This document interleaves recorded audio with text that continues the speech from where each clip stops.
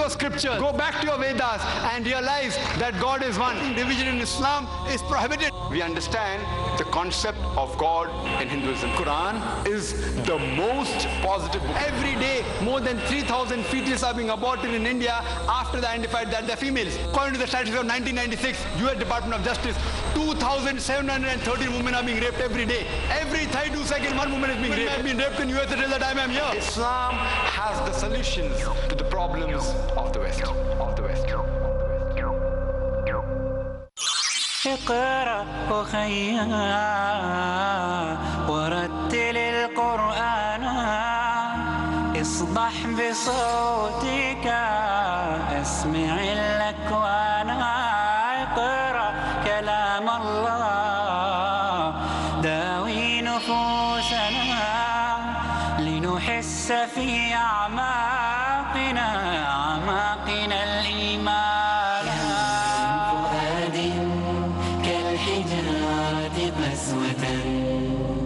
فإذا وعى القرآن حين لانا كم من فؤاد كالحجارة قسوة فإذا وعى القرآن حين لانا فإذا وعى القرآن حين لانا. Those who have little knowledge of science, they become atheists. But those who have in-depth knowledge of science, they become a believer in God.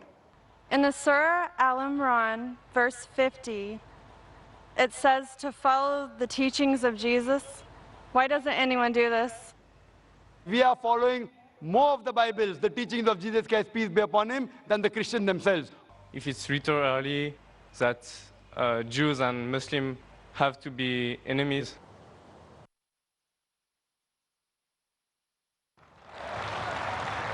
may I request our questioners to kindly state their names and profession so that we get a clear context with what background they're asking their question, and Zakir can, inshallah, give you a more appropriate response. And we would request our volunteers to kindly see that very courteously the non-Muslim brothers and sisters are given the first preference. May I put this too also in context? The objective is, the brothers, this is an open question answer session, and you can feel free to ask any questions on the topic of the day, and you are totally free to criticize Islam, attack Islam. If Dr. Zakir is speaking anything which is wrong or not speaking appropriate to the context of peace or what the message of Islam states, and it is against the basic humanity, feel free to ask him. You are under a full protection, and we appreciate a person who would criticize us openly in a context like this than a person who would be against and feel bad in the heart and not come out in the open about what we feel. We want you to come out in the open, ask questions, criticize, attack Dr. Zakir. This is your opportunity. Please don't miss it. Now, this is your opportunity for the next 1 hour. Feel free to ask question. Yes, brother. I am Mr. Chauhan, retired teacher.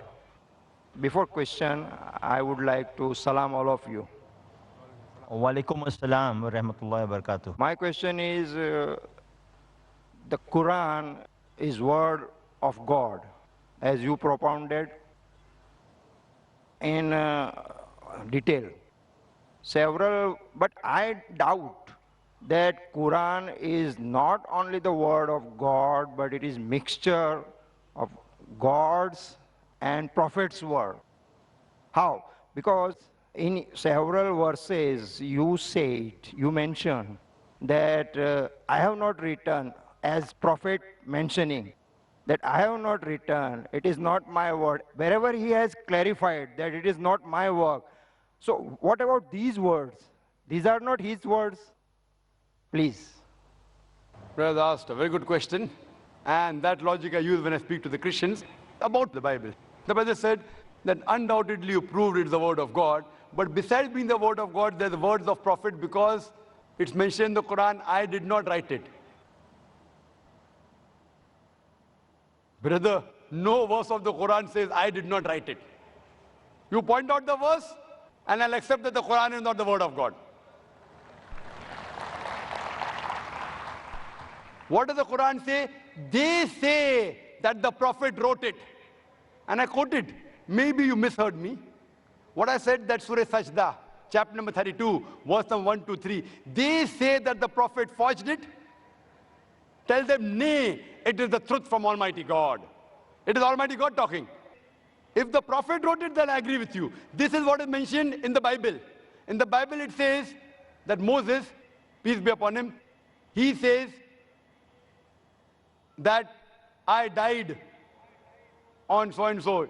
Neither Moses wrote it, neither God wrote it. So if Moses wrote the book, how can he say that I died? So that's what you find in the Bible. Jesus Christ, peace be upon him, speaking. So what we say, as far as the Quran is concerned, never will you find any direct speech of the Prophet. If it is quoted by Almighty God, in inverted commas. Almighty God may say that the Prophet replied, but never does the Quran say, I did not write it. In fact, the Quran says, it is from Almighty God. And I quoted several verses. If you want me to repeat, I can repeat again. Surah Anam, chapter number 6, verse number 19. Surah Anam, chapter number 6, verse number 93. Surah Yusuf, chapter number 12, verse number 1 and 2. In Surah Taha, chapter number 20, verse number 113. In Surah Sajda, chapter 32, verse number 1 to 3. In Surah Yasin, chapter number 38, verse number 1 to 3. In Surah Zumur, chapter number 39, verse number 1. In Surah Ghafir, chapter number 40, verse number 2. In Surah Jasha, chapter number 45, verse number 2. Several places the Quran says, this book is a revelation from Almighty God. Direct speech. Hope that answers the question. Yes, sister. Hi, my name is Sarah. I am an independent student. I graduated in America. I'm here studying independently. As you have stated, Jesus never does claim divinity in the Bible. In Revelation chapter 1, I can't read the whole chapter because it would take a very long time, but Jesus is speaking and he says, do not be afraid. I am the first and the last. I am the living one. I was dead, and behold, I am alive forever and ever. I hold the keys of death and Hades. He also says, I am the Alpha and the Omega, who is and who was and who is to come, the Almighty. These are also names of God written in the Old and New Testament. And I don't see how that does not show that Jesus is not genetically the Son of God, but spiritually the Son of God. The sister asked a question. She quoted Revelation chapter number 1. She didn't give the verses. She's talking about the first 20 verses. And I'm Alpha and Omega is verse number 11. Revelation chapter number 1, verse number 11, where Jesus Christ, peace be upon him, says that I'm Alpha and Omega. So she says, just because Jesus Christ, peace be upon him, says, I'm Alpha and Omega, I'm first and the last, according to you, he is claiming divinity. Mark me. I had said there is not a single unequivocal statement, not a single unambiguous statement in the complete Bible where Jesus Christ, peace be upon himself, says that I am God, or where he says, worship me. He didn't say. Now you are saying that because Jesus said I'm Alpha and Omega, therefore is Almighty God. What do you mean Alpha and Omega? I'm the first and the last in what? Do you mean Jesus Christ was first in this world? No, he was born in a stable. Before him was his mother. There were many prophets that came before him. So surely he's not the first. Neither is he the last.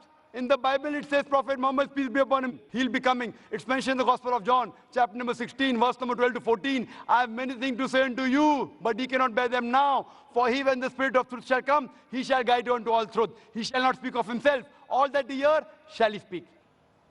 He shall glorify me. He shall show you things to come. Talking about Prophet Muhammad, peace be upon him. So what does this word Alpha and Omega mean? It does not mean that he's first and the last, actually, literally.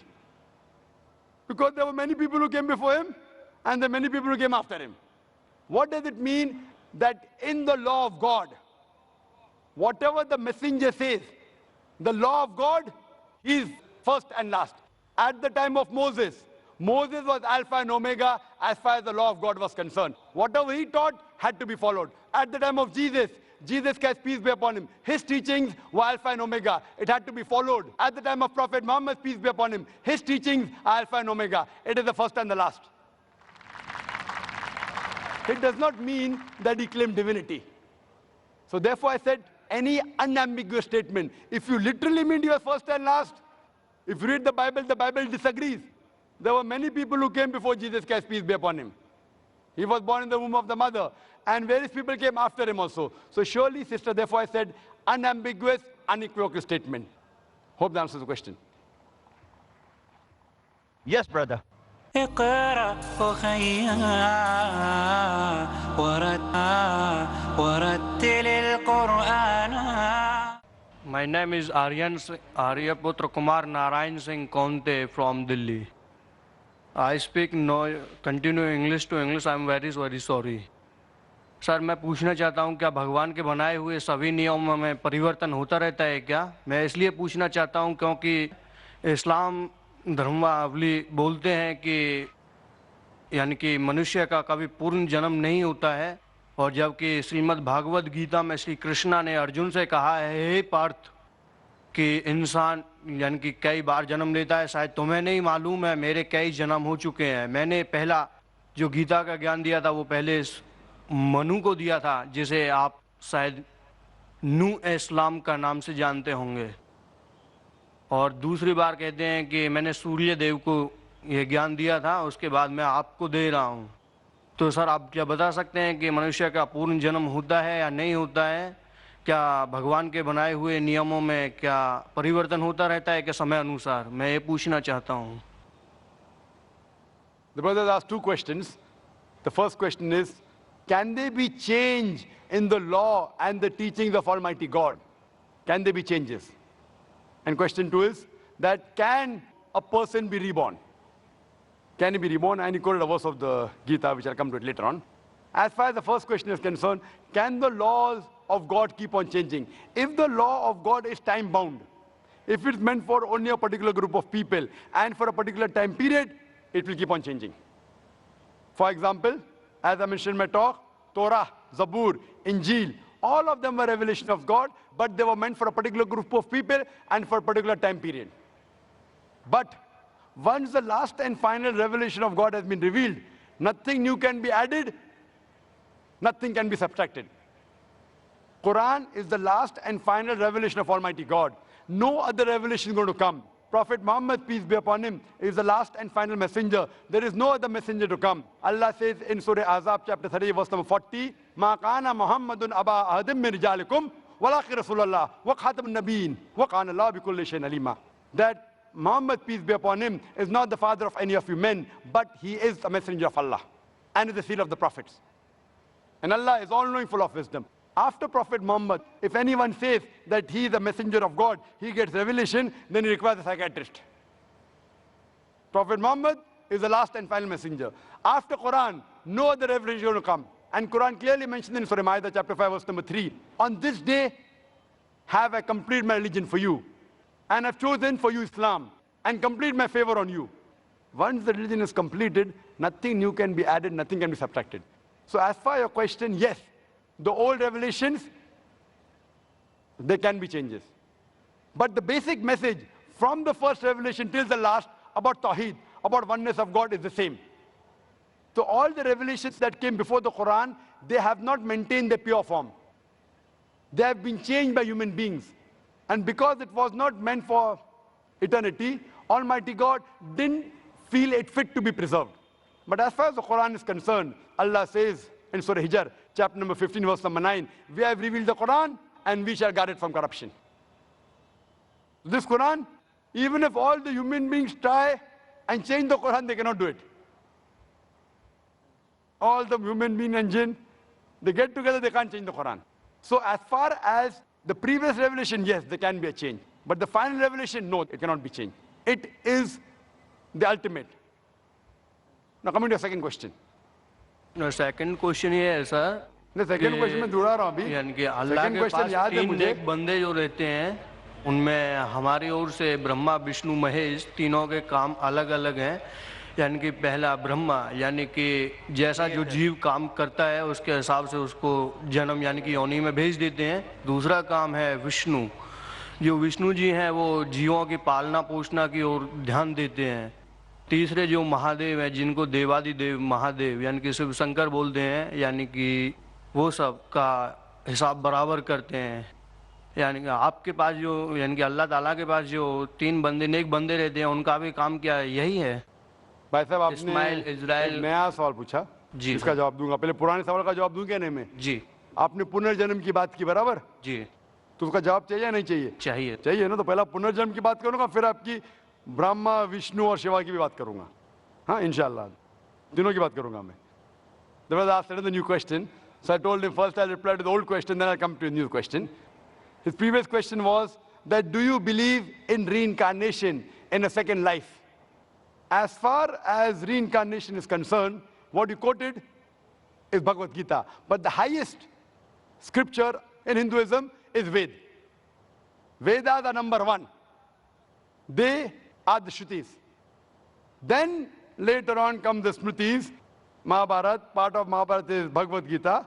Though Bhagavad Gita is more widely read than the Vedas, but authenticity in grade, Veda is higher. The Ved speaks about Punarjanam. Punarjanam means next life. And if you read the Quran too speaks about next life. Quran says you'll come in this world, you'll die, again you'll be resurrected. Punar means next, Janam means life. Punarjanam. Nowhere does the Veda speaks about death, life, death, life, death, life, death, life. Nowhere. Nowhere. Neither does the Bhagavad Gita speak about that. What you quoted to me is a verse of Bhagavad Gita, chapter number 4, verse number 22. I'm giving you the reference. Where it's mentioned in Bhagavad Gita, according to the Hindus, it's the word of Almighty God. And it says that as the human beings keep on changing the clothes, they throw away the old clothes and put on new clothes, same way the soul will take a new body. We'll throw away the old body, new body. I have got no problem. In this world you have this body, when you die you are resurrected, new body, no problem. It is matching with the Quran, matching with the Veda. But this philosophy, what you're talking about reincarnation, in Sanskrit it is called as samskara. The theory of reincarnation, the theory of life and death, called as rebirth, correct? Now this theory was propounded by the scholars of Hinduism. It's nowhere mentioned in the Vedas. Why? Because they could not justify. Some people are born deaf, some people born rich, some people born in a poor family, some people are born healthy, some people congenital heart disease. How can God be unjust? So they couldn't justify, so they came with the philosophy of death, life, karma and dharma. Karma is the deed, action, dharma is the law. So what justification? How can God be unjust? How can a person be born with a heart disease? Last life he did some sin. This was a philosophy assumption by the scholars of Hinduism, not by Veda. So then they came with this philosophy and they say that if you do good deeds, in your next life you will be born of a higher degree. And the universal brotherhood of Hinduism is all living creatures are brotherhoods. So maybe you're born sometime as a cockroach, sometime as a rat, sometime as a cat, sometime as a dog, sometime as human being. Human being is the highest level. So if you do good deeds, you're born higher. If you do bad deeds, you're born lower. Fine? And you're born as a human being 7 times. How many times? 7. This is the philosophy of the Hindu scholars, called as samsara. Now I'm asking you a question, brother. In this world, sin is increasing or decreasing? Sin, per day ke ghat rahi hai? बढ़ रही है, माशाअल्लाह, very good. Sin is increasing. Population of human being, इंसान जो जनता, इंसान है बढ़ रही है के घट रहे? Population बढ़ रही है के घट रही है? बढ़ रही है, माशाअल्लाह. So sin is also increasing and human beings are increasing. If sin is increasing, human beings should decrease. So what we realize, logically it's not correct. Therefore, I believe in Punarjanam. Punarjanam is next life, which even Quran speaks about next life. But only one. You come in this world only once. Now coming to your third question about Brahma, Vishnu, Mahesh or Shiva? Same. Two names, Mahesh and Shiva, same. But more popular known as Shiva. Right? The creator, the destroyer, the sustainer. Brahma, Vishnu, Shiva. And you ask me that does God have these three forms? No, God doesn't have three forms.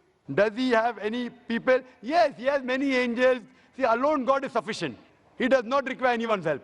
But if he wants, he can do it through an angel, if he wants. If he doesn't want, no problem. He just wills, and it is. Kun fayakun. Be, and it is. As far as the Hindus, what they believe in somewhat similar Trinity, what the Christians believe, even the Hindus believe. That Almighty God, one God is God to create, Brahma. One God is God to destroy, Shiva. One God is God to sustain, Vishnu. So separate God for creation, separate God for sustaining, separate God for destroying. The Quran says in Surah Anbiya, chapter 21, verse number 22, if there were gods more than one God, surely they would have fought among themselves. And Quran says in Surah Mu'minun, chapter number 23, verse number 91, that if there were many gods, they would have piled upon one another. And that's what we find in Hindu mythology. One God fighting with the other God, one God defeating the other God, third God helping the second God. How can gods fight? So best is only one God. Superpower is only one. And that is what the Ved says. If you ask a common Hindu, how many gods does he believe in? Some will say 3, some will say 100, some will say 1,000, some will say 33 crores, 330 million. But if you ask a learned Hindu, that how many gods should a Hindu believe in, he will tell you Hindu should believe only in one God. But the common Hindu, he believes in a philosophy known as pantheism. What he says, that everything is God. The tree is God, the sun is God, the moon is God, the human being is God, and the snake is God. What we Muslims say, everything is God's. G-O-D with an apostrophe S. Everything belongs to God. The tree belongs to God, the sun belongs to God, the moon belongs to God, the human being belongs to God, as well as the snake belongs to God. So the major difference between the Hindus and the Muslims is the Hindus say everything is God, we Muslims say everything is God's. G-O-D with an apostrophe S. The major difference is apostrophe S. If we can solve this difference of apostrophe S, the Hindus and the Muslims will be united. How do we do it? Allah says in the Quran in Surah Al-Imran, chapter number 3, verse number 64, Ta'alaw ila kalmatin sawa'in bainana bainakum. Come to common terms as between us and you. Which is the first term? Allah na'budu illallah. That we worship none but Allah. Wala nushrika bihi shay'an. That we associate no partners with him. Wala yattakhiza ba'duna ba'dan arbaban min dunillah. That we erect not among ourselves lords and patrons other than Allah. Fa in tawallahu. If then they turn back. Faqul ishhadu bi anna muslimun. Say we bear witness that we are Muslims bowing our will to Allah subhanahu wa ta'ala. اقرأ وخيّا ورآنا. The best way to analyze any religion is not to try and understand what the followers are doing, but you have to analyze the scriptures. Now, if we analyze the Hindu scriptures, if we read the Upanishads, which Ved Upanishad the highest, it's mentioned in Chandogya Upanishad, chapter number 6, section number 2, verse number 1, Ekkam evidityam. God is only one without a second. It is a Sanskrit quotation. Ekkam evidityam. God is only one without a second. It's mentioned in Shvetasvatara Upanishad, chapter number 6, verse number 9. Nachasya kasij janitana chadipa. Of him there is no Lord. He has got no parents. Almighty God has got no superior. He has got no mother. He has got no father. It's mentioned in the Shvetasvatara Upanishad, chapter number 4, verse number 19. Natasya pratima asti. Of that God there is no pratima. Pratima means image. Pratima means photograph, idol, sculpture, painting. Almighty God has got no photograph, has got no sculpture, has got no statue, has got no painting. He has got no images. And amongst the Hindu scriptures, the most sacred are the Ved. It's mentioned in Yajurved, chapter number 32, verse number 3. Natasya pratimasti. Of that Almighty God, there is no pratima, there is no images, there is no photograph, there is no sculpture, there is no statue. It's mentioned in Yajurved, chapter number 40, verse number 8. Almighty God is pure. It's mentioned in Yajurved, chapter number 40, verse number 9. Andhatma pavishanti ya asambuti mupaste. They are entering darkness, those who worship the asambuti. Asambuti are the natural things like fire, water, air, etc. And the verse continues, they are entering more in darkness, those who worship the Sambhuti. Sambhuti are the created things like table, chair, idol, etc. Who says that? Yajurved, chapter number 40, verse number 9. And the Brahma Sutra of Hinduism is Ekam Braham Devatya Naste. Nena Naste Kinchan. Bhagwan ek hi hai, dusra nahi hai. Nahi hai, zara bhi nahi hai. There is only one God, not a second one. Not at all, not at all, not in the least bit. We'd like our audience to give this young boy a good hand, because I think when we are young, we are more innocent, we are more righteous, we are more truthful. He's an example of it, putting a very genuine question. He had a genuine question. He believed in a genuine approach. Alhamdulillah. May we have the next question from the brother in the back. Hello. Mr. Zakir, this is Aurora Vivek. Being a Hindu, over here, I'm not over here to put any controversy, but I have a question. Aham Brahma, Aham Vishnu, Aham Mahesh, that was called by someone of my very good friend. Eventually, he was telling us about Quran and Bible. But what my question is, I have got just 4 questions to ask to you. Number 1. Most important question first. Okay, if there is time, we would definitely permit you another question. No issues, no issues. Because if everyone asks 2-3 questions, if I as a coordinator allow, I think we are not being fair to the other questioners. Fine, I got your point. Just one question. As though, Mr. Zakir, you were talking about Genesis version and everything, I just have a one question. If you are making a comparison between the Quran and Bible, why not a comparison between the Vedas, the Quran, and the Bible? They are versatile in each every manner. One each eventually is cooperated with each other. God, the Almighty, is one. Rather, it called be as a Allah, it's called by Bhagwan or Jesus. Why not make it sure? All of the people should say, why not only one? Brother asked a very good question, very important question, very practical question. When I'm making comparison between Quran and the Bible, why not make comparison between Quran, Bible, Veda, etc.?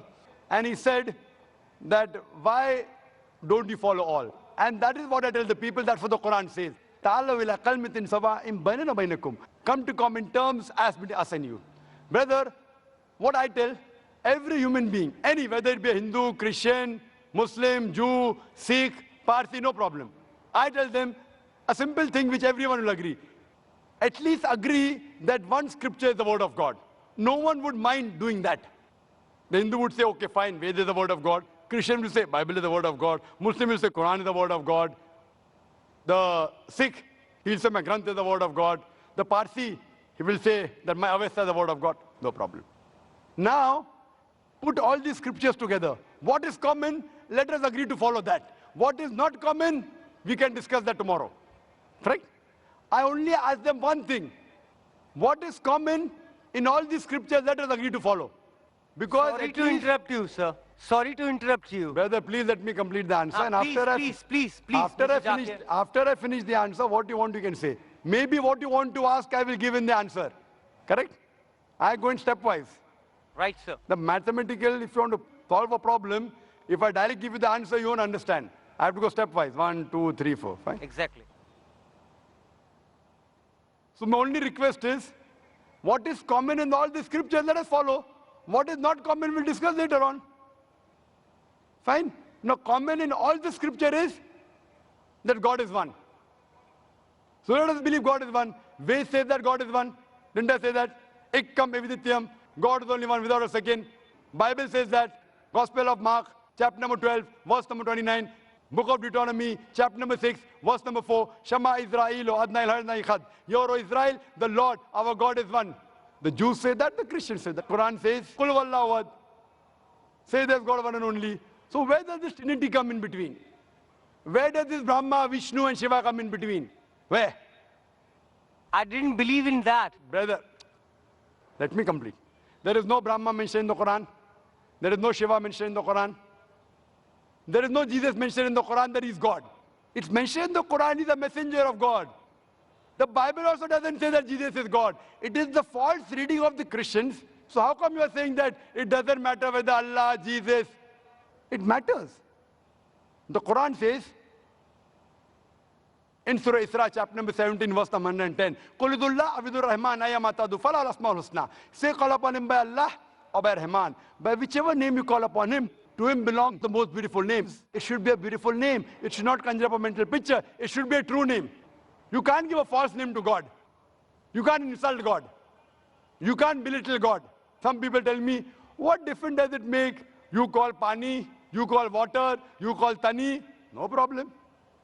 If you call pani, you say in Hindi. Tani, you say in Tamil. Moya or mai, you say in Arabic. Jal, you say in Hindi. No problem.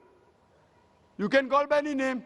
But then, one morning, my friend comes and tells me, every morning I have water. But after I have water, the doctor told me I have a lot of water. But I start vomiting. I said, why? No, the water is yellowish. The doctor told him to have water. He has every morning 1 glass of water. The water is yellowish. Yellowish. Yellowish. Then I realized what he's talking is not water, it is urine. You can't call urine as water. The definition of water, you can call Tani, you can call water, you can say Rahman, you can say Rahim, you can say Kareem, you can say Rab. But you can't call God as man. You can't call God as insan. Therefore, you can't call water as urine. And the touchstone for theology is Surah Ikhlas, chapter number 112, verse number 1 to 4. What I mentioned in Surah Ikhlas. So what I'm going to tell, that what is different, keep it aside. Nowhere does the Quran say that Jesus is God. Nowhere does the Quran say Mahesh is God. So keep Mahesh out. Yes, if you say Brahma, Brahma is a Sanskrit word which is known as a creator God. So if you say creator, I've got no problem. If you say God is a creator, I've got no problem. Because Quran says that God is Khalik, creator. But then you say this creator has got 4 heads. He has got 4 hands. Then you're giving an image to God. You're going against Veda. Na tasya patimasti. Of that God there is no image. I do believe so. Call him creator. But you say that creator is a man, then he's not God. I do have an apology. The creator. So same way, brother, if you see my video cassette, similarities between Islam and Hinduism, inshallah, most of the queries will be answered. Hope that answers the question. I do apologize. What I was specifically want to say to you. Mr. Zakir, I do not want to get into controversy over here. But thing is this, Mr. Zakir was telling appropriately right what exactly was over here the people is wanting. What I wanted to know, basically, exactly what the speeches he is providing to us, we are over to listen him, exactly the Renaissance, the creator of the world, rather it should be counted as Allah, Bhagwan, or the Jesus, should not be created in self. It has to be materialized with differentiations. Thank you. Brother, if you had heard my answer, you call him Allah, I've got no problem. You call him Bhagwan, as long as what is the meaning of Bhagwan. According to Rajneesh, Bhagwan means something else. I don't know whether you know. According to Rajneesh, what definition Rajneesh gave, then I cannot believe God is Bhagwan. So what we have to realize, we have to believe in the concept of the Almighty, the Creator, the Maker. If you know that concept, and the word should be chosen correct. It should not be a wrong word. And what word is common between the scriptures, we have got no objection. But Jesus, as you again mentioned, is not common in the Bible and the Quran. Quran says Jesus is the prophet of God, and even the Bible says the prophet of God, but the Christians, they misunderstand that Jesus claimed divinity. So if the Christians, they misunderstand the Bible, why should I agree with the misunderstanding? I have to clarify that. I have not come here to create a controversy. I have come here to come to common terms. Come to common terms as between us and you. Yes, can we have the next question from the sister? اقرأ أخيا ورتل القرآن. I'm Dr. Pooja Arora. I'm from Sion Hospital. I'm a physiotherapist. So I totally agree with you.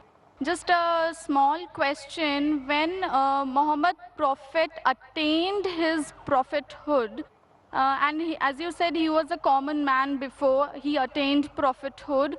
by that time, is it that Quran, which is the word of God, has enlightened only Muslims? Because God can't be partial.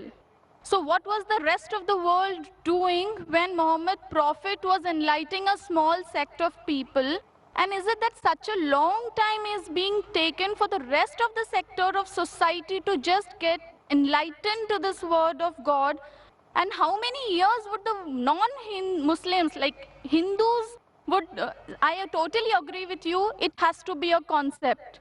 Hindus are believing idols, pictures, or Ram, Bhagwan, whatever, but it is a concept and they have to be enlightened about it, that it is one. Hinduism also follows an almighty, which is a power, a divine power, but unfortunately it has been given in various forms. So this enlightenment, if Quran helps a Hindu to know this enlightenment, it is fabulous. Sister asked a very good question and a very important question.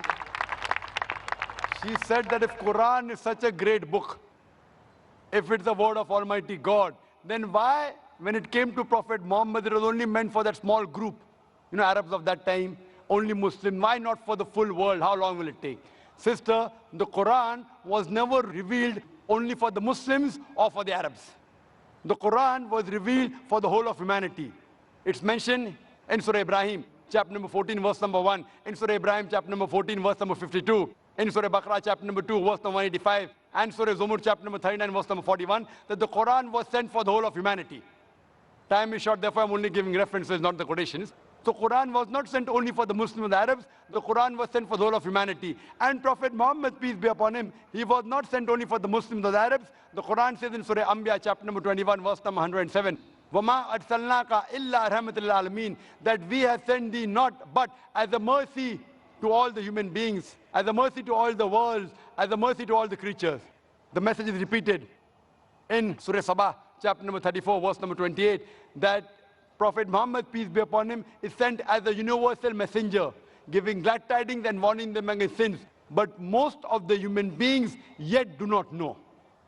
Now this verse of the Quran says, most of the human beings yet do not know.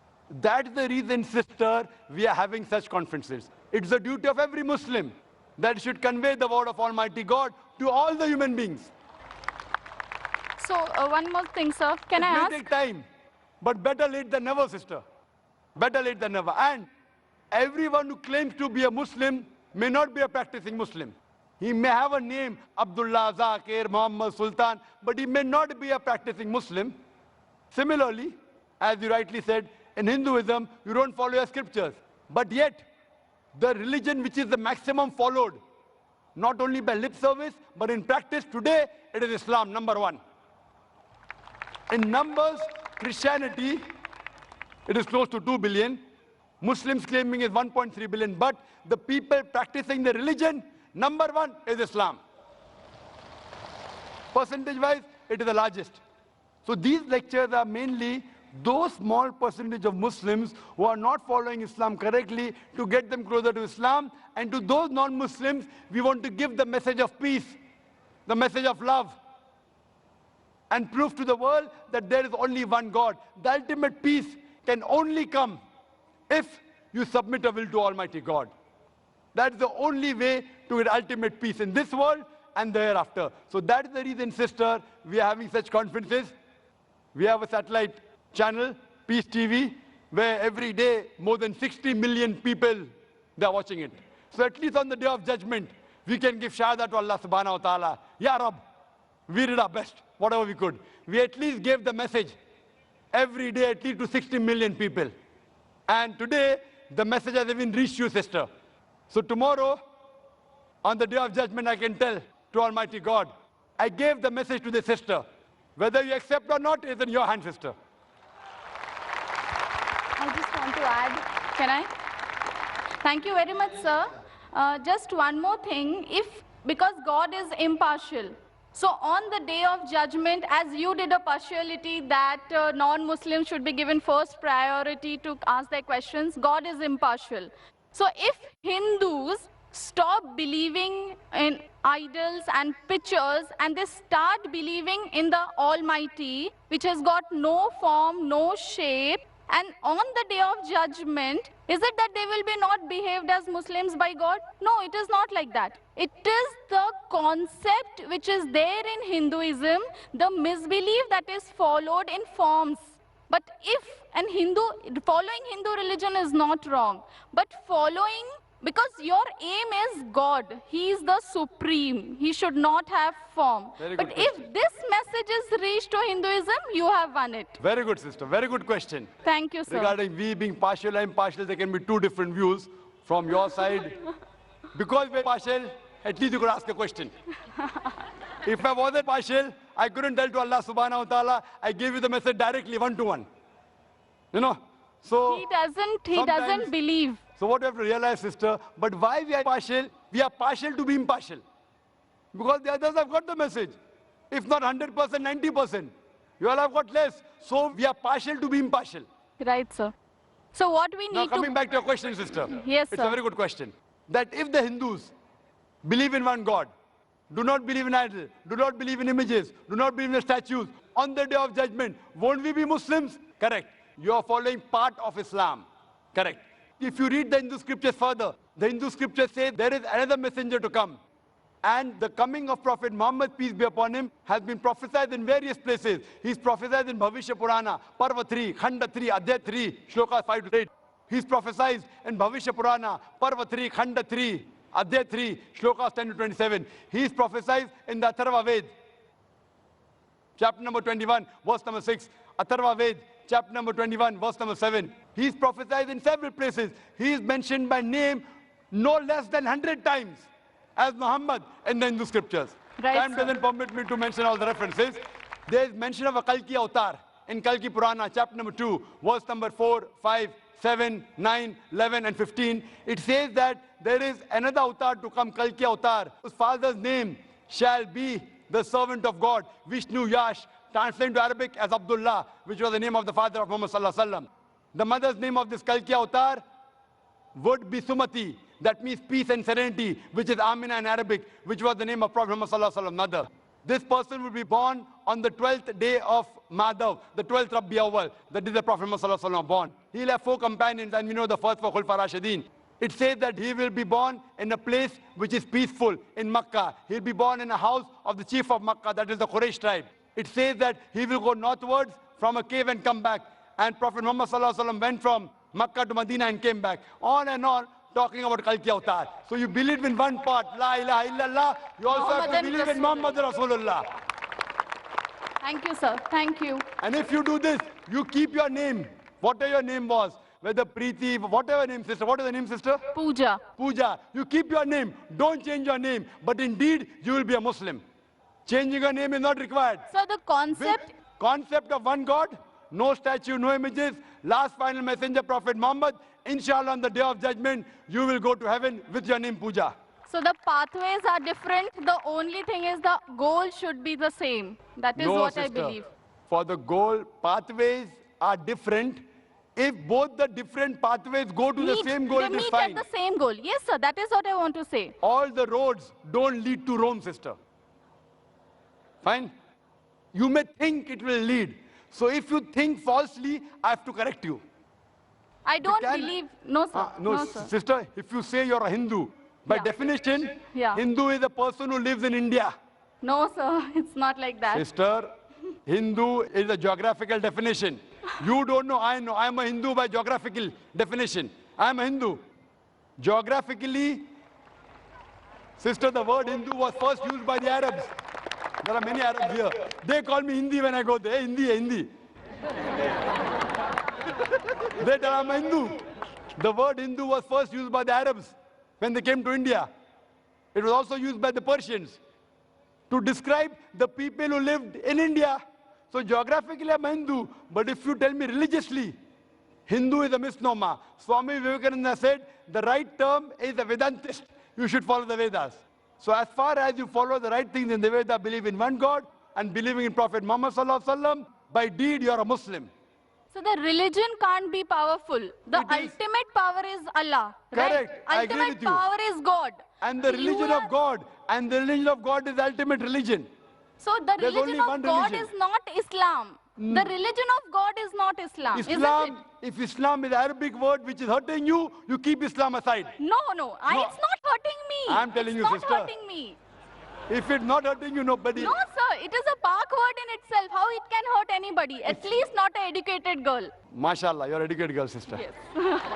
Thank you so much. Thank you, sir. Sister, Islam means submitting your will to God. So if Islam is a problem, keep Islam aside, but submit your will to God. Allah says in the Quran in Surah Al-Imran chapter 3 verse number 19, Inna Deena Indallahi Islam, the only religion, the only way of life accepted in the sight of Allah is submitting our will to Almighty God. Yes, brother. Mr. Naik, this is myself, Dr. Suryakant Pawar from St. George Hospital. Thanks for the nice and enlightening lecture about the Quran as God's word. As you mentioned that Quran is God's word, I just want to ask you, who is the creator of the God? What is the origin of God? The brother asked a very good question, that if Quran is the word of God, who is the creator of God? Very good question. If I ask you, brother, that your friend John, he gave birth to a child. Can you guess the child was girl or a boy? Your friend John gave birth to a child in the hospital. Can you guess, was it a girl or a boy? Guess. No. Girl or a boy? I can't guess. Sorry? I may not guess. Try. At least 50% you'll get right. Yeah, 50%. 1/2 chance. Okay, tell me. Boy. Boy. Whether can a man give birth to a child? No. So is it a girl or a boy? But the name can be for a female. I'm asking you, your friend John. I don't know anyone female called by John. No, we can call. No. Okay, suppose a friend who is a boy, is a man. He went to hospital. He gave birth to a child. Was it a girl or a boy? Girl. Can a man give birth to a child, brother? No. Now you understood. A man can't give birth to a child. So where's the question of it being girl or a boy? So by definition, God is uncreated. So question, who is the creator of God, is like I asking you a question, your friend who's a man, he gave birth to a child, is it a girl or a boy? The question is illogical. Because by definition, a man cannot give birth to a child. So where's the question of girl or a boy? So by definition, God is uncreated. Every created thing has a creator.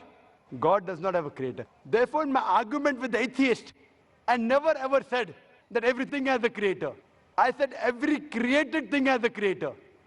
But the God is uncreated. By definition, the moment I mention who is the creator of God, he is not God. وَلَمْ يَقُلْ لَهُ كُفُوًا أَحَدٌ. Therefore, by definition, God is uncreated. Hope that answers the question. Okay, thank you. اقرأ أخيا